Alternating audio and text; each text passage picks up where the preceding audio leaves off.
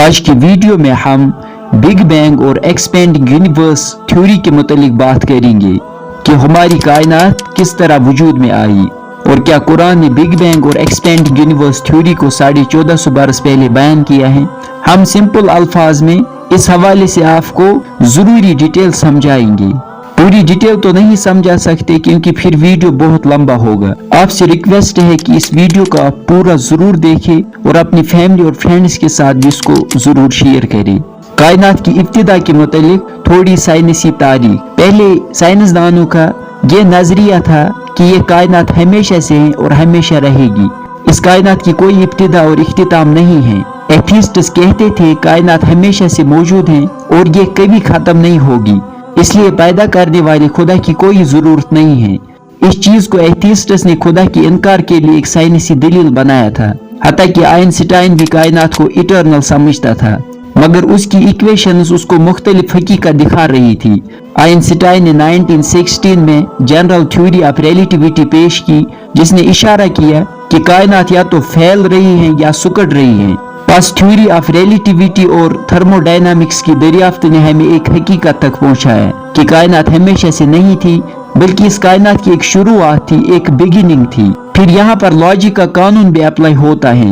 Law of कॉज़लिटी बताता है कि हर चीज जिसकी इब्तिदा होती है उसका एक सबब होना जरूरी है।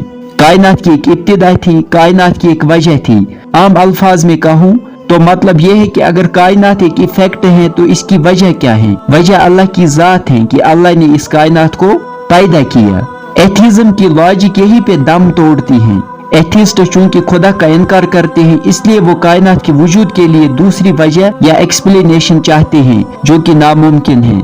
एक्सपेंडिंग यूनिवर्स थ्योरी क्या है? एडविन हब्बल की डिस्कवरी ने बिग बैंग थ्योरी के लिए बुनियाद फराहम की, क्योंकि 1929 में हब्बल ने टेलीस्कोप के जरिए ऑब्जर्व किया कि गैलेक्सी सिर्फ जमीन से दूर नहीं जा रही थी, बल्कि एक दूसरे से भी दूर जा रही थी। इसका मतलब ये था कि कायनात हर सिमत में एक्सपेंड कर रही है, फैल रही है, यानी जिस तरह हवा से भरा हुआ बैलून फैलता है। इसको एक्सपेंडिंग यूनिवर्स थ्योरी कहते हैं।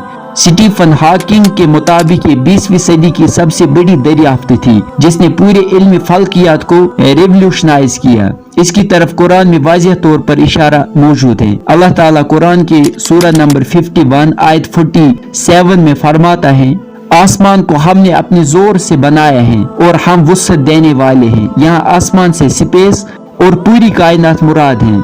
इस तरह आयत का मतलब यह है कि स्पेस और ये कायनात फैल रही है, जिस तरह एडविन हब्बल ने दरियाफ्त किया। हैरत की बात यह है कि कुरान ने पहले टेलीस्कोप की दरियाफ्त से सैकड़ों साल पहले इस फैक्ट को मेंशन किया है, उस वक्त जब लोग साइंस के बारे में जानते भी नहीं थे। बिग बैंग थ्योरी क्या है? बिग बैंग थ्योरी कहती है कि तकरीबन 15 बिलियन साल पहले कायनात एक हॉट और गर्म नुक्ते से वजूद में आई थी। जिस चीज से धमाका हुआ उससे इस कायनात का आगाज हुआ, फिर गैलेक्सीज और स्टार्स बन गए। तब से ये कायनात उसी नुक्ते से फैल रही है।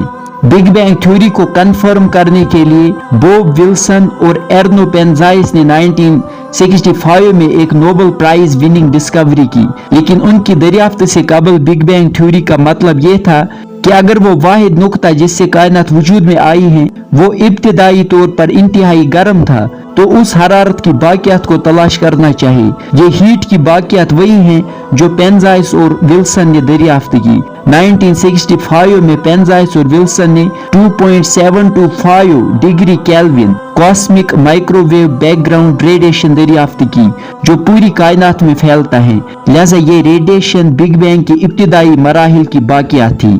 इसलिए साइंसदानों और माहिरीन फल्कियात की अक्सरियत बिग बैंग को तस्लीम करती हैं। क्या कुरान ने 1450 बरस पहले बिग बैंग का जिक्र किया है? हाँ, कुरान में इसकी तरफ वाज़ेह इशारा मौजूद है।